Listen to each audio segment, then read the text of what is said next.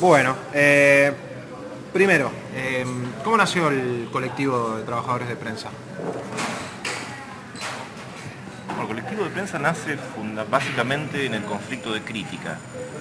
Yo sinceramente no soy de los que están desde el principio en el colectivo, pero el núcleo originario de compañeros nace en el conflicto de crítica. Digamos que ese núcleo originario y los que venimos después también somos de alguna manera, digamos, periodistas y trabajadores de prensa más que periodistas, digamos, que empezamos a militar gremialmente en los últimos años.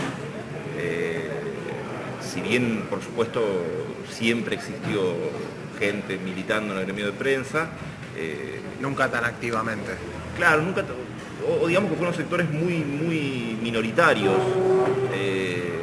Pero el colectivo, digamos, implicó que muchos compañeros de distintas redacciones empezaron digamos, a presentarse como agregados, a organizar gremialmente a sus compañeros y también a sumarse a la agrupación en sí, digamos. Pero digamos, el momento yo creo fundante es ese, es el conflicto de crítica. Ahí fueron los primeros plenarios. Claro, si querés te podríamos contactar con compañeros que hayan estado en ese momento, Ale Berkovich, sí, Tomás Eliaschev, Martín Armayes. Ellos fueron los que estuvieron ahí desde el principio. Pero me imagino que la idea principal de crear el colectivo de prensa es terminar con estos 30, 40 años de una conducción del sindicato absolutamente contraria a lo que tendría que ser la defensa de los derechos de los trabajadores. Creo que en primer lugar, al menos el objetivo primigenio era organizar a los compañeros en las redacciones, es decir, organizar a los compañeros en sus lugares de trabajo, que para nosotros es una tarea fundamental, porque para pensar la otra tarea sin esa primigenia es difícil de visualizar. Efectivamente, en estos 3, 4 años que pasaron de aquello despido masivo de crítica, eso fue el 2010, 2000, antes, 2008, 2009, más 5 años que pasaron de lo de crítica. Hay una situación diferente en el gremio, aunque sin ser lo que nosotros apostamos, que es a una mayor movilización, a una mayor organización en el lugar de trabajo, pero sí que terminó reflejándose en una crisis en la que está inmersa la conducción del sindicato y en una posibilidad de un nuevo momento, de una nueva conducción. Las elecciones del sindicato estaban convocadas para septiembre, se suspendieron y ahora se suspendieron nuevamente las que estaban convocadas. Sí, eso se conoció la última semana. ¿Hay algún tipo de visión a futuro de qué va a pasar con las elecciones? Porque 30 de enero no es una buena fecha para hacer elecciones. No, están suspendidas y para mi modesta manera de ver no se van a hacer en enero. Eso significa que por lo menos hasta marzo o junio no vamos a tener elecciones y esperemos que las elecciones se realicen en un contexto absolutamente diferente. Y te decía, el colectivo nació con la perspectiva de organizar a los compañeros en su lugar de trabajo. Si eso, como ahora, termina concluyendo en una nueva situación, que es la posibilidad de, con otras agrupaciones y compañeros independientes que surgieron en las paritarias, que surgieron en otro momento de lucha específico en cada redacción, termina concluyendo la posibilidad de conducir el sindicato, me parece que puede terminar contribuyendo a ese objetivo primigenio, ¿no? Digo, no todo se soluciona en los lugares de trabajo, sino que también a veces se activa con la posibilidad de tener la herramienta que es el sindicato. ¿En qué estado se encuentra el padrón electoral? Porque fue el principal problema de los últimos 2 llamados a elecciones. Muchos votantes fantasmas, muchas radios del conurbano con 10 empleados pero 20 afiliados. ¿Cómo se explica eso? No, se explica porque es una conducción que en los últimos 30 años, en cambio de dedicarse a acompañar a los compañeros en los conflictos, de tratar de dirigir al conjunto del gremio, se ha dedicado a crear una máquina que reproduce a la propia conducción. Eso hoy está bajo una intimación del Ministerio de Trabajo, que el viernes obligó a la UTBA a presentarle los padrones en 10 días hábiles, es decir, aproximadamente el 15 de enero, con todos los asuetos y demás feriados que hay. La UTBA debería presentar los padrones ante el Ministerio, ante la lista opositora o ante el Ministerio. Creemos que esta vez, después de haber burlado a la justicia, esperemos que no burle también al Ministerio de Trabajo. Claro, es lo que les iba a preguntar. Pareciera que el Ministerio de Trabajo en este último año se puso del lado de aquellos que quieren terminar con la conducción vetusta de UTBA. Me da la idea, no sé. Ojalá, digamos, esta última decisión de la semana pasada la consideramos un paso importante. Había habido también una suspensión previa por orden de la justicia de una jueza laboral que después confirmó la Cámara Laboral. Y la UTBA, a pesar de esa intimación, a pesar de que los amenazaron con una multa que después le terminaron aplicando de 1.000 pesos diarios por no mostrar el padrón, así todo prefirieron pagar ese costo y no mostrarlo. O sea, nosotros en su momento escribimos un informe en el colectivo en su momento contando lo que hacían, porque ellos obviamente no te van a decir que no lo muestran, yo te dice que sí, que está a disposición, pero era algo muy evidente, era muy burdo, muy vergonzoso. O sea, te abrían la sede de la Junta Electoral ahí en Avenida de Mayo 2 días a la semana, 4 horas por día. Vos ibas, o sea, los tipos te decían de 12 del mediodía a 4 de la tarde. Yo he ido a las 12 del mediodía a tocar timbre, a las 12 en punto, cosa de que no podía haber nadie antes. Entonces vos entrabas y había un empleado de la UTBA sentado, teóricamente consultando, y otro empleado de la UTBA parado ahí esperando. Para esto vos primero te decían, no, mirá, ahora no te podemos atender. O sea, primero te invitaban a que te fueras, digamos. Si vos volvías una y otra vez te encontrabas con eso. Y cuando realmente podías acceder, a lo que accedías era una computadora, una terminal de computadora, en la cual podías consultar de uno en uno los afiliados. O sea, a eso ellos llamaban poder acceder un filtro imposible de tratar de... Eso vos no podés controlar nada. Claro. ¿Cómo vas a controlar el padrón de esa forma? O sea, yo me acuerdo de haber discutido, decir, che, pero ¿por qué no lo pegan acá si lo podemos ver? No, así es más fácil. O sea, una vergüenza sin límites, o sin vergüenza, va. Y bueno, ahora fue primero la justicia la que nos dio la razón en el sentido de que no estaban mostrando el padrón, y ahora el Ministerio de Trabajo.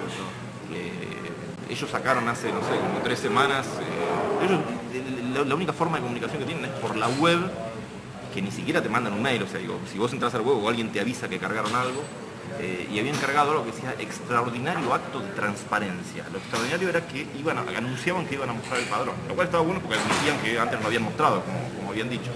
Y bueno, esto que ahora supuestamente mostraron tampoco cumple, no están mostrando los DNI, el Ministerio de Trabajo mismo dejó en claro que no lo cumplen. Así que bueno, veremos qué hacen en los próximos días, pero como decía Patricio, creemos que ya de por sí es absurdo pensar una elección el 30 y 31 de enero. Si encima no hay condiciones elementales de transparencia y de acceso a los padrones, aparte de acceder a los padrones, es acceder para después poder impugnar. O sea, nosotros, de lo que hemos podido investigar y conocer, tenemos clarísimo que ese padrón, hay trabajadores de prensa y hay gente que no tiene absolutamente nada que ver con la prensa. Punteros. Entonces, bueno, claro, sí, trabajadores punteros que obviamente que han llevado muchísima gente que no tiene relación con prensa. Con lo cual, acceder al padrón va a ser un paso necesario para después poder impugnar. Con lo cual, yo no sé cuánto va a demorar ese proceso. Una de las cosas que yo por lo menos conocí, gracias al colectivo de prensa, son los nombres de las personas que están dentro de UTBA hace tanto tiempo controlando a gusto y piacere. Por ejemplo, la familia Camaño. ¿Quién es la familia Camaño? Es uno de los jefes máximos de la UTBA, es decir, es una persona que estuvo en la fundación del sindicato ya por los años 80 y que después ha permanecido todos estos años al frente de la conducción en diferentes puestos, incluso en la Secretaría General, en diferentes puestos, y es un poco el cerebro que coordina las acciones del sindicato, ¿no? Él, Das Neves, Sosa, Lidia Fagale. Ellos son los 4 que vienen en la conducción desde entonces y que coordinan un poco la acción de la UTBA, y en especial Camaño tenemos entendido que es un poco el cerebro. Pero saliendo de esto, para clarificar quién es Camaño, es alguien a quien nosotros, si nos cruzamos por la calle, no conocemos. O sea, yo soy delegado hace un año en Telan y milito en este gremio hace varios años, 6, 7 años. Diego es delegado hace 2 o 3 años. Y nosotros no conocemos a Camaño, y en serio lo decimos que si nos cruzamos por la calle nos costaría reconocerlo. Nos costaría reconocer a Lidia Fagale, quien firmó la paritaria este año conmigo, después de 22 encuentros en los que no estuvo presente, así que también me costaría conocer a Lidia Fagale. Menos me costaría conocer a Héctor Sosa, que tuvo un papel bastante más digno en la paritaria de prensa de este año, participó junto al delegado de todos los medios en todas las tratativas y se hizo presente en el Ministerio de Trabajo, un papel bastante más digno el del negro Sosa. Y después de Das Neves, que tengo el orgullo de mi carnet de afiliado a la UTBA, que lo haya firmado él, tampoco sé quién es, y lo digo sinceramente y sin chicana de por medio, que no, hoy si lo viera en este bar me lo deberían decir quién es para reconocerlo. Eso indica un grado de desconexión de la conducción del sindicato con los trabajadores de prensa y con los representantes de los trabajadores de prensa en su lugar de trabajo muy grande. Para que te des una idea, nosotros vamos a una paritaria en la que la UTBA alquila un salón para que hagamos los plenarios. Ni así podemos entrar al sindicato. O sea, no presta sus instalaciones para que hagamos los plenarios de ahí. O sea, es como si nosotros se lo fuéramos a tomar. Simplemente queremos aprovechar las instalaciones que son parte de nuestro patrimonio como sindicato. Y que o ser invitados al asado de UTBA. Claro, no tuvimos el honor de ser invitados. Sí fuimos algunos de nosotros a la asamblea en el Palomar, un lugar que queda a 23 kilómetros de la ciudad de Buenos Aires, en el medio de la paritaria de prensa escrita. De hecho, los compañeros de página, si no me equivoco, estaban haciendo una asamblea y posterior paro. Y los que fuimos nos tuvimos que movilizar en un micro pagado por nosotros. Bueno, unas condiciones de competencia electoral difíciles. Pero me parece que lo que grafica la UTBA es un estado de la situación del movimiento obrero y de los sindicatos en Argentina muy grave. O sea, que en donde para competir en los sindicatos en Argentina es más fácil ser presidente de la nación que poder disputar una elección interna. Y esto la UTBA, con un barniz de sindicato progre, porque ellos tienen muy buenas relaciones con todos los gobiernos de cambio en América Latina, con ese barniz progre esconde un mecanismo burocrático para mantenerse la conducción, que es similar a lo que utilizan otros sindicatos que no tienen la suerte de contar con aliados que uno también defiende, digamos, ¿no? El gobierno de Venezuela, el gobierno de Cuba, ¿no? Pero no tienen la suerte de contar con esos amigos que le den un barniz diferente. Otro de los graves problemas que hay en UTBA es el estado de la obra social. Tengo entendido que hay un grave problema económico, de deudas importantes, de cheques sin fondos. ¿En qué estado está? Sí, la verdad que hicimos un informe en su momento nosotros. Yo no lo tengo muy de memoria como para relatártelo, pero cuando hicimos el informe sobre el padrón y sobre esta red de vínculos y de punteros y de familiares de Camaño, Infagal y compañía, también habíamos hecho, Claudio Mardones hizo ese informe.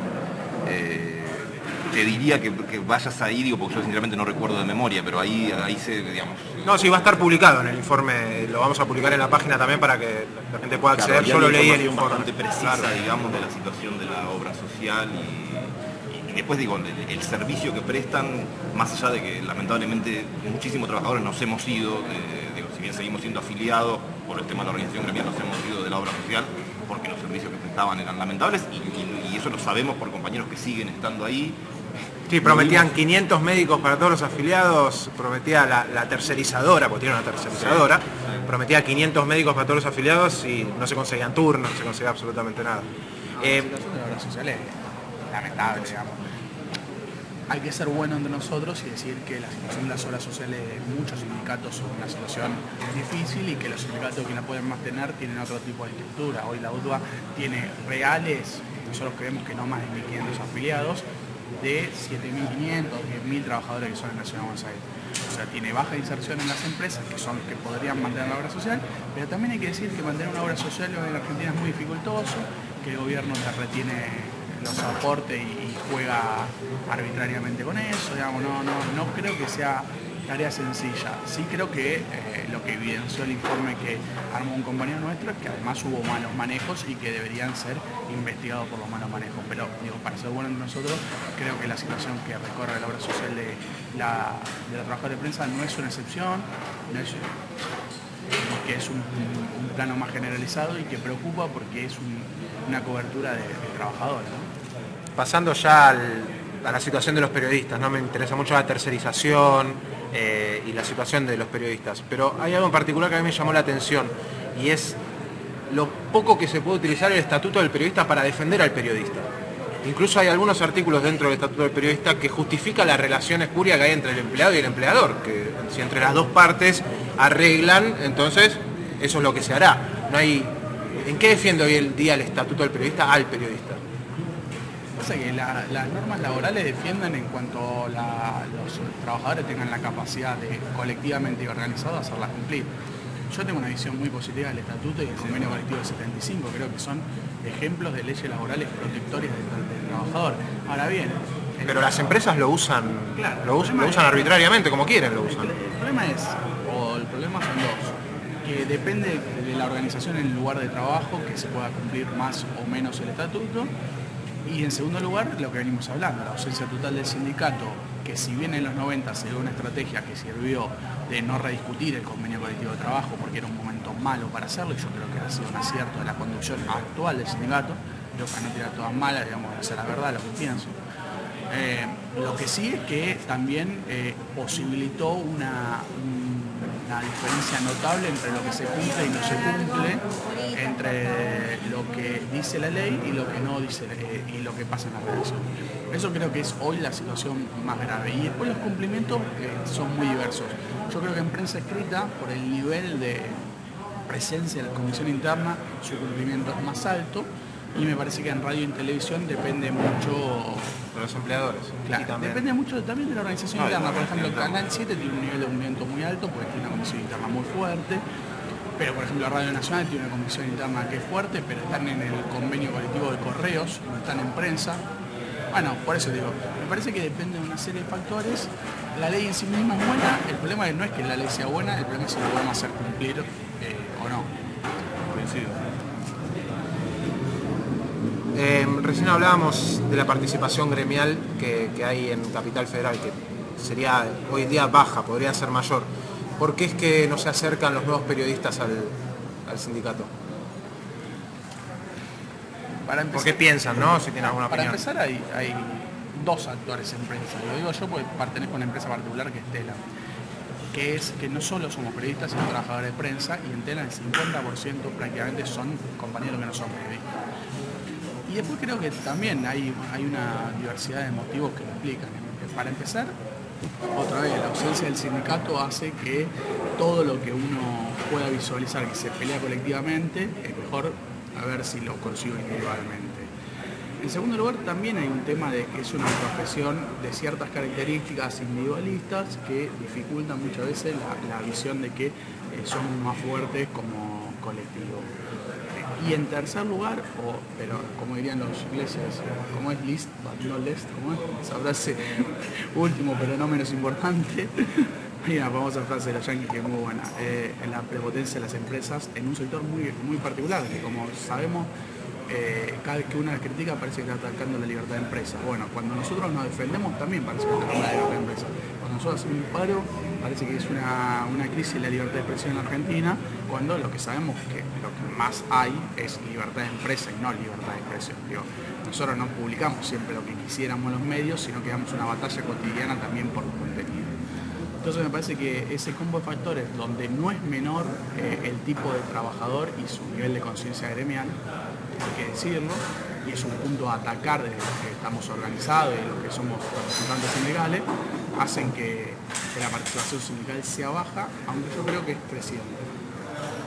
Sí, yo tengo la sensación de que sí, tal vez porque somos parte de este proceso que se dio en los últimos años, en el cual bastante gente se fue sumando gradualmente a la organización.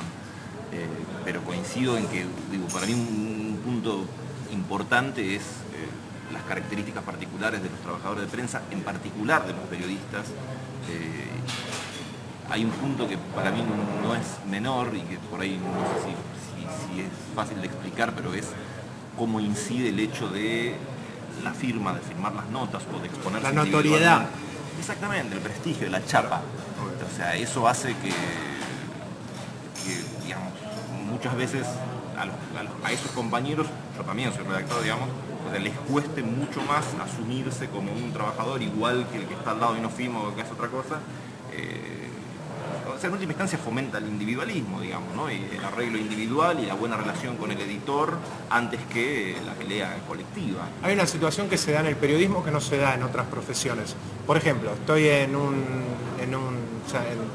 haciendo una operación, soy cirujano y el cirujano hace su labor, el enfermero hace la suya y el anestesista hace la suya. En el periodismo es difícil que cada periodista se aboque a su campo de acción, sino que muchas veces lo amplía.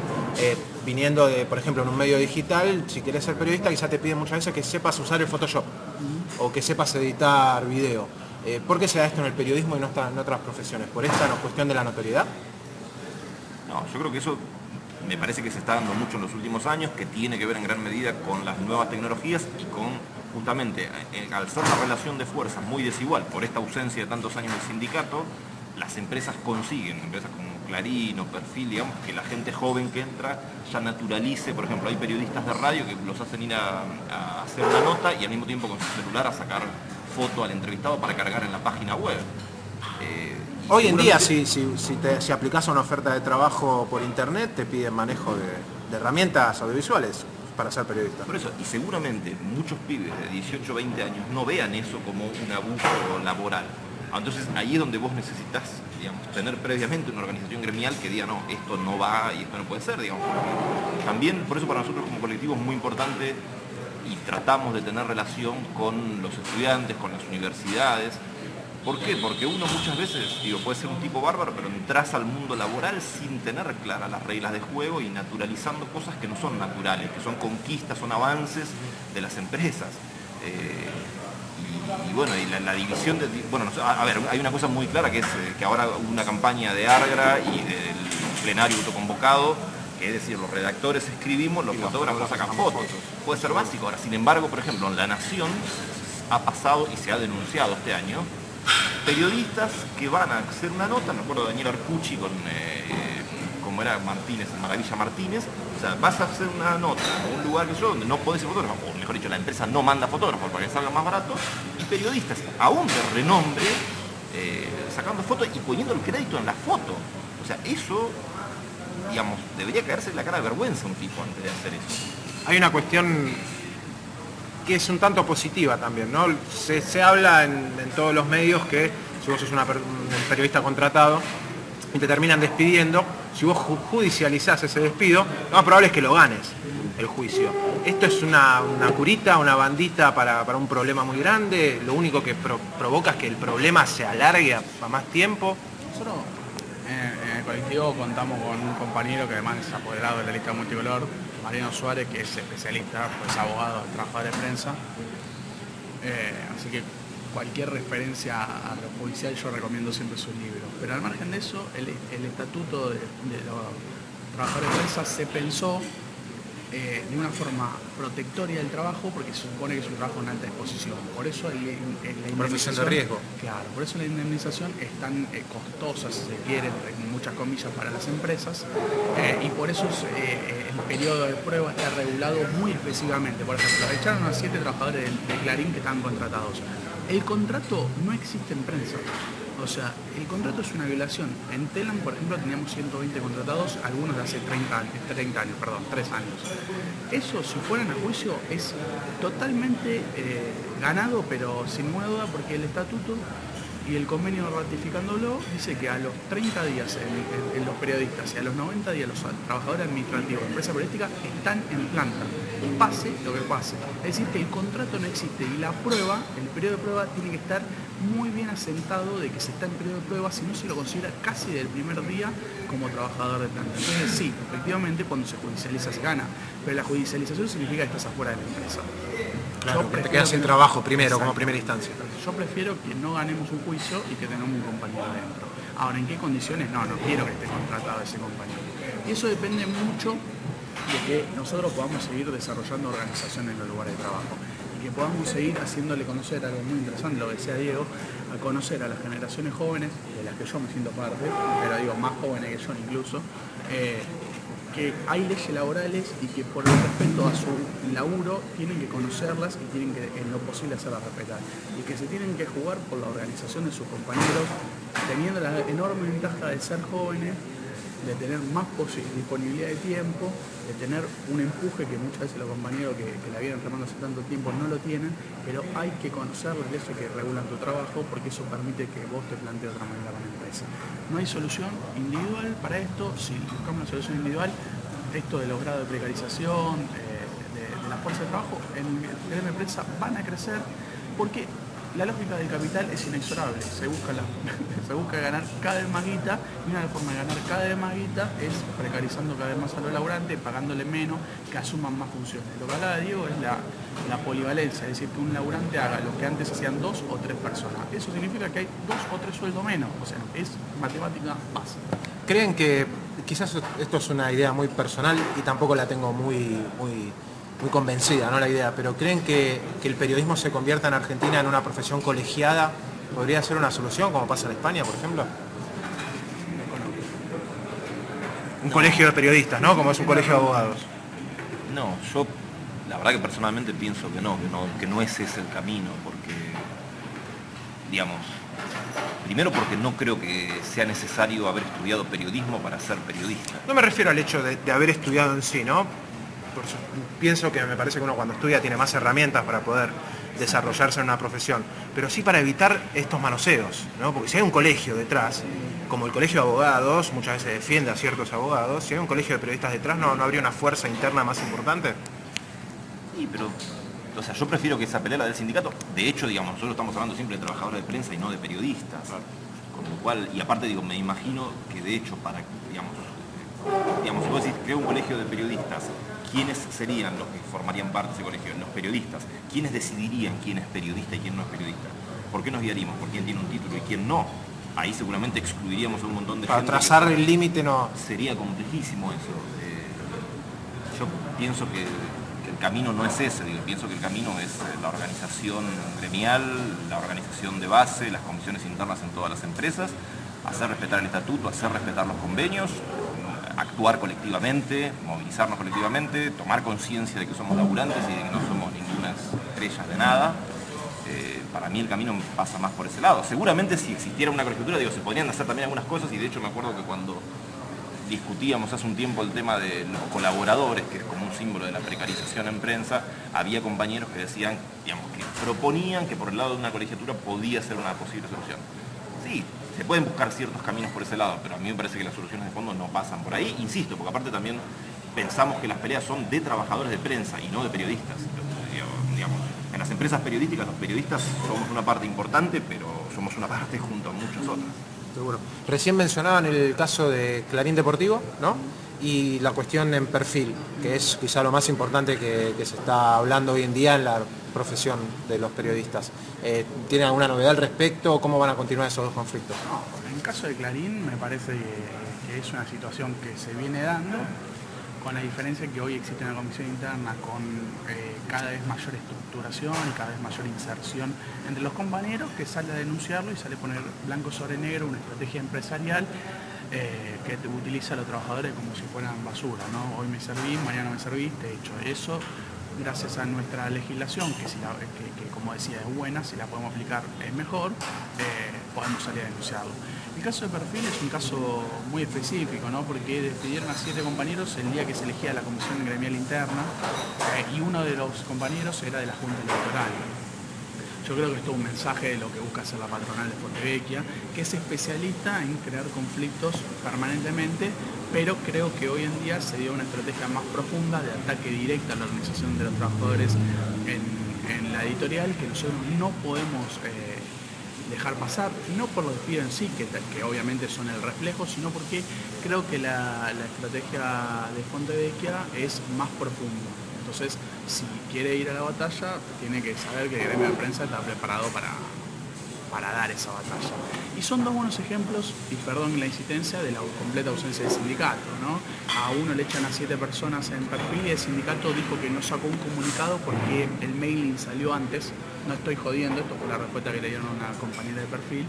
Y en el caso de Clarín, bueno, ya sabemos cómo actuó la UTBA cuando echaron a los compañeros en el 2000, y sabemos cómo actuó cuando se rearmó la comisión gremial interna pretendiendo suspender la elección 48 horas antes de que se produzca. La conducción de la UTBA no se puede esperar nada más. Lo único que podemos esperar es que se renueve para el bien del colectivo de trabajadores de prensa, digamos. Si no, estas cosas van a contar solo con la solidaridad de otras comisiones internas, que muchas veces puede ser como se vio en estos últimos días, ¿no? Un montón de redacciones mostrando el apoyo. Exacto, que puede ser muchas veces suficiente, y muchas veces la ausencia del sindicato es imposible subsanar. Pero creo que es importante que quede claro que son dos conflictos de diferentes características, pero que demuestran una voluntad unitaria de las empresas de dar golpes a la organización de los trabajadores. Acá, bueno, esta pregunta, o sea, lo que hablábamos recién tiene que ver en un medio privado, ¿no? En una empresa privada. ¿Cómo está la situación hoy día de los periodistas y del sindicato y de los delegados en los medios estatales?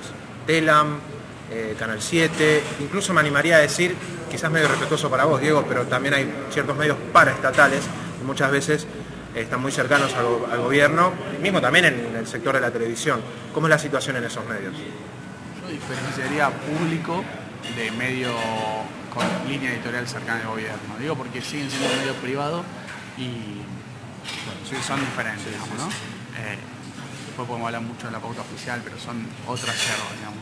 No, en Telam nosotros existe una tradición gremial bastante fuerte que se refleja en condiciones de trabajo mejores, para ser cuidadoso con el término, que en la gran mayoría de los medios de prensa escrita. Los salarios son un poco más altos, la estabilidad laboral es... hay más seguridad y estabilidad laboral, y hay una presencia importante de la comisión interna, pero una empresa gigantesca, digamos, la tercera empresa de medio del país en cuanto a prensa escrita. Es una empresa, o la segunda en cuanto a plantel estable, una empresa muy grande, pero las condiciones de laburo me parece que son, para definirla, óptimas. Siempre se puede ser mejores y siempre se pueden ser bastante peores. Y en el caso de Página, Diego, ¿cómo es la situación hoy en día dentro de Página de los trabajadores? No, a ver, si uno compara la situación particular de Página con otros medios escritos, te diría que, digamos, estamos en el promedio, por decirlo de alguna manera. Y Página tiene la particularidad, para bien, de haber tenido comisión interna desde el mes siguiente a que se creó. Es decir, a pesar de no tener sindicato, y no tenemos sindicato, y paradójicamente tenemos al secretario adjunto del auto ahí sentadito a 5 metros nuestro, a pesar de no tener sindicato, Página siempre tuvo una vida gremial fuerte. Pasó por momentos difíciles, como fueron los despidos en el 95, yo todavía no estaba en esa época, pero digamos, en los últimos años se ha logrado desde la comisión interna negociar los aumentos anuales, hasta dar distintas peleas para organizar distintas cosas o para reclamar distintas cosas. Hemos llegado como asamblea a repudiar un acto de censura, como fue Darío Aranda hace 2 años atrás, con lo cual en ese sentido estamos relativamente bien. Por supuesto que hay problemas estructurales en el gremio, como lo de los colaboradores, por ejemplo, que desde Página justamente yo y compañeros de la comisión interna tratamos, y no solo, digo, también compañeros del resto de activistas, digamos, que no están en la comisión interna, tratamos de organizar y de dar esas peleas, y de, si querés, tratar de ir un poquito, no sé si a la cabeza del gremio, pero sí, digo, de adelantarnos a peleas que pretendemos que después se instalen en las paritarias, ¿no? Y que se generalicen, con lo cual en ese sentido estamos relativamente bien, siempre admitiendo que no logramos solucionar ese problema estructural que es el de la precarización y que es el de los colaboradores. Pero bueno.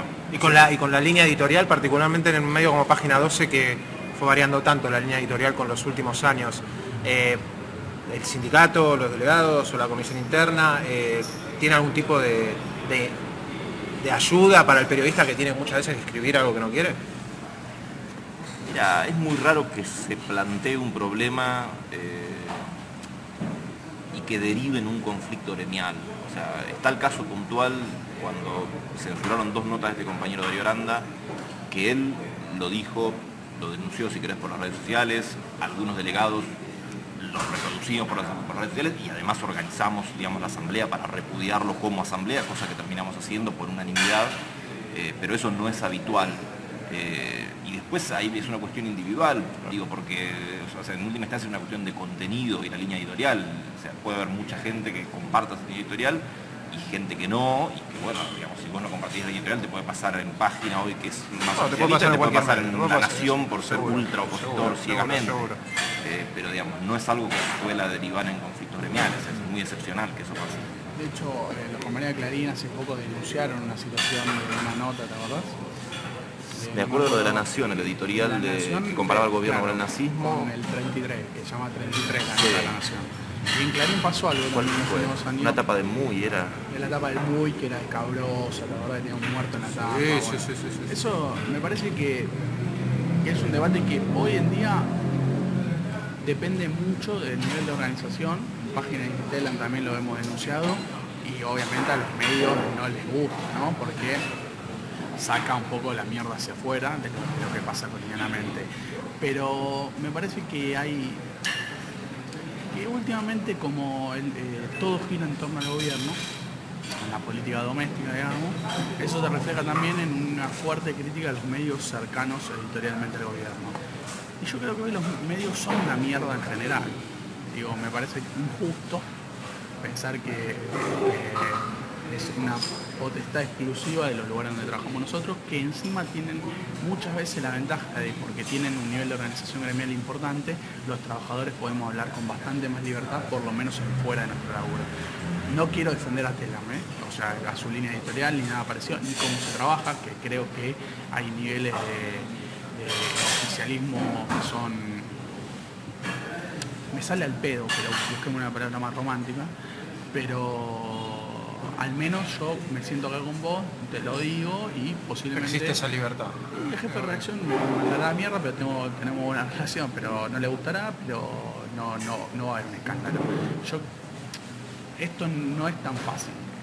Hay compañeros que en otros medios no le están pasando tan bien en cuanto a línea editorial y cuanto a grado de censura importante, y se refleja en que muchos medios cada vez se firma menos. Yo he mirado un diario de mayor tirada nacional y hay pocas notas firmadas. Hace un tiempo. Hace un tiempo, que quiere decir que los compañeros están rehusándose a firmar alguna berretada que les hacen hacer.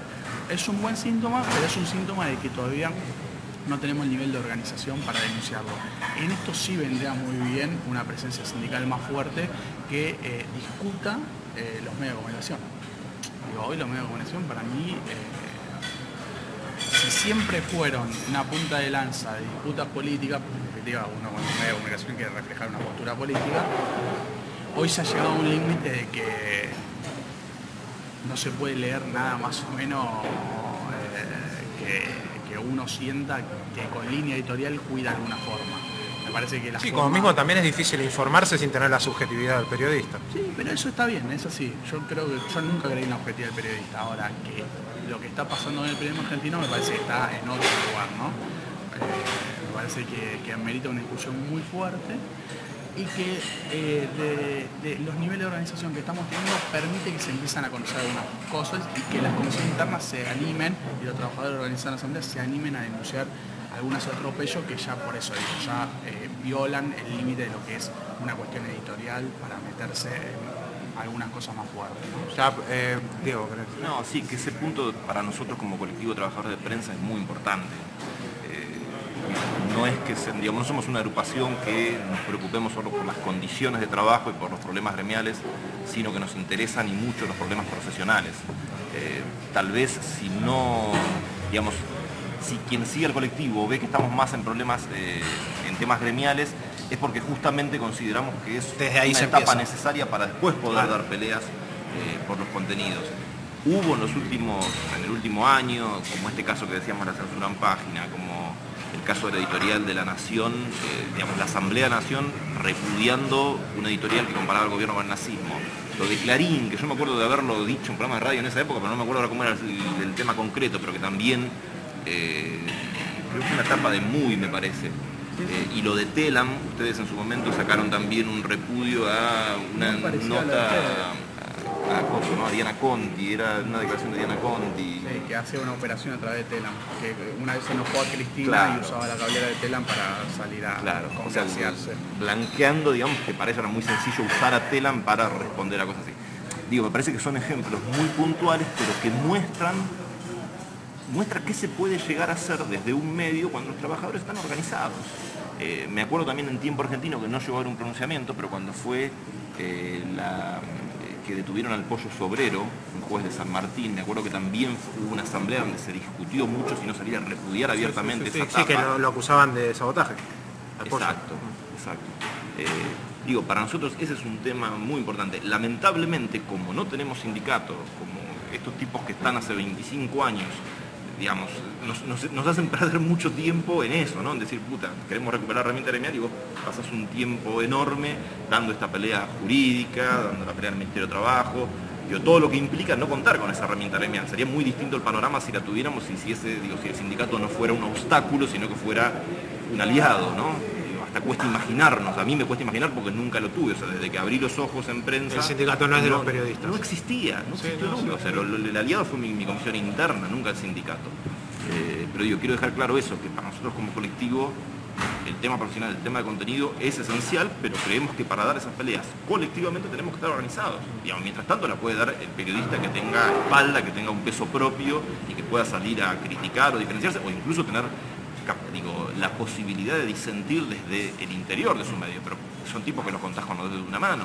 Sí, aparte muchas veces tampoco lo hacen cuando podrían. Pregunta final. Quizás la reflexión personal de ustedes y mismo también la opinión del colectivo de prensa. ¿Cómo vieron el proceso previo, durante y después de la ley de medios?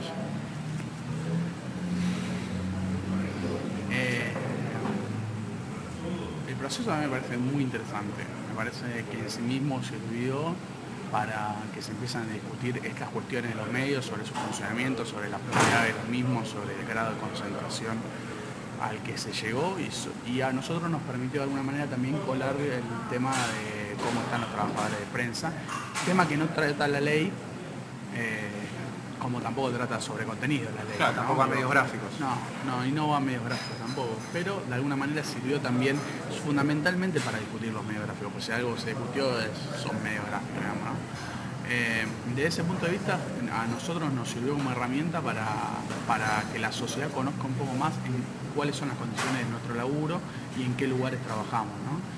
Irrumpió un poco la imagen idílica de ciertos medios de comunicación que eran la verdad absoluta.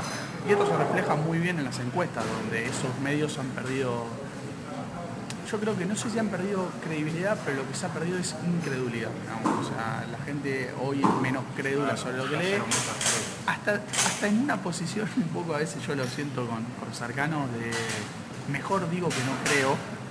No sé si estoy convencido, pero como que está de moda. Es políticamente correcto decir que no crees. Hoy es políticamente correcto, algo que antes no era, que decir no creo en los medios de comunicación. Yo en los 90 era un pibe, pero en los 90 había verdades indiscutibles, como que se entrara todos los días el Clarín en tu casa y lo que diría Clarín era verdad. Hoy eso está un poco menos instalado, ya perdió lectores. Lo increíble es que los medios no se adaptaron a esta nueva realidad y la gente pide mejores cosas y se ofrecen cada vez peores cosas.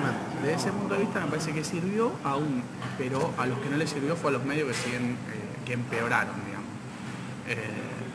Sobre la ley nosotros hemos dicho que hemos destacado el lugar dado a los medios de comunicación popular, alternativos, comunitarios.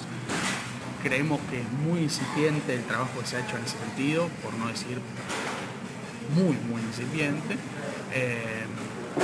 y que en sí mismo era una ley que permitía esto, discutir los medios, discutir su grado de concentración, avanzar en grados de concentración de lo mismo, y por eso era una opinión críticamente favorable, podemos decir, para ser justo con todas las voces que internamente son muchas en el colectivo, porque al no ser una agrupación de una organización política, mezcla sensibilidades de diversos tipos. Podemos decir críticamente favorable o buscando algún término similar. Yo creo que el recorrido... Mirándola de reojo para ver si finalmente se termina cumpliendo todo lo que se prometió. Es una buena forma de describirlo. Creo que al día de hoy se ha aplicado bastante poco, sobre todo lo que hace a la diversidad de voces y a las voces con menos posibilidades de ser instaladas en el debate público, y eso sí personalmente me preocupa. No sé bien qué se está esperando para aplicarlo, porque incluso ahora ya se terminó la excusa de Clarín, digamos, ¿no? Y lo otro que me preocupa es un poco lo que hablábamos en off, que es si esto va a derivar en que la única modificación sea la aparición de una serie de testaferros de los verdaderos dueños de los medios de comunicación. Que ya está pasando. Que está pasando bastante, eso me preocupa porque si bien no es lo mismo que uno concentre todo a que figure un testaferro, parece una boludez, pero económicamente cosa no es lo mismo, no sería el cambio, ni siquiera en nuestra imaginación, el mínimo que pensábamos. Creo que no llega al estándar de cambio mínimo que de alguna manera esperábamos. Esa es mi opinión. Sí, el punto que quisiera destacar, que para el colectivo de prensa es muy importante, es el de la asignación del 33% a los medios sin fines de lucro. Punto en el cual esta semana vi que eso sí se está licencia. Tratando de aplicar. Eso sí, eso hay que ser justo, eso sí, se está tratando de avanzar en eso. Sí, bueno, pero si vos ves hasta ahora, digamos, las licencias que han recibido han sido un porcentaje ínfimo. Sí. Para mí, digamos, si algo tiene de loable la ley, digo, no es solo la desmonopolización, sino eso. Creo que ahí va a hacer falta un rol muy activo del Estado. ¿Por qué? Porque hay muchos medios, muchos comunicadores que tienen la capacidad y la voluntad, pero no necesariamente el conocimiento para montar un medio, mucho menos para financiarlo, y es ahí donde el Estado va a tener que darse políticas para... Y nosotros también, digo, desde los periodistas también, ¿no? Digo, para construir nuestros propios medios, pero creo que ahí va a ser fundamental el rol del Estado. Espero que ahora que se destrabó el tema Clarín con este fallo de la Corte, no hay ninguna excusa ya para no avanzar en ese sentido, así que espero que el Estado actúe más activamente para concretar esa parte tan loable de la ley de medios. Perfecto.